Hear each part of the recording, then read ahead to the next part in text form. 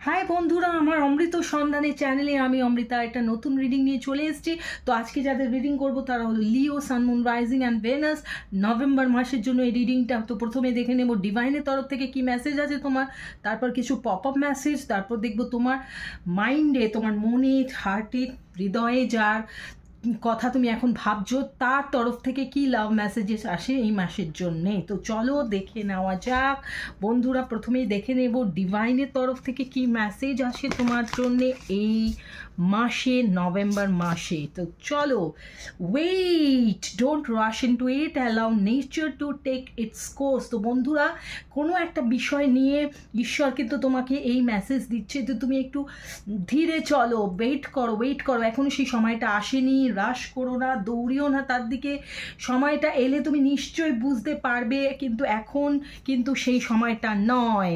তো সেটাই বলছি। এবার দেখে নিই কিছু পপ আপ মেসেজ কি আছে তোমাকে এই মাসের জন্যে। চলো দেখে নেওয়া যাক কি পপ আপ মেসেজ আছে তোমার জন্যে।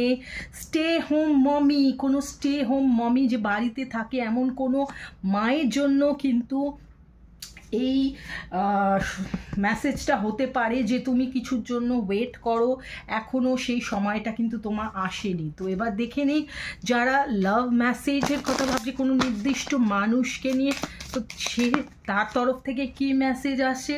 I want to feel that way again. সে আবার কিন্তু পুনরায় সেই ফিলিংসটা সে আনতে চাইছে নভেম্বর মাসে। এটা কোনো পাস্ট পার্সনের আমার যতদূর মনে হচ্ছে, যার সঙ্গে তোমার আগে কখনো কোনো রিলেশন ছিল, সে বলছে কিন্তু তোমার সঙ্গে সেই ফিলিংসটা সে আবার ফিল করতে চায়। হয়তো তোমাদের মধ্যে এখন কমিউনিকেশন নেই। Let's show our power of unity to the world. তোমাদের মধ্যে একটা অদ্ভুত ইউনিটি রয়েছে,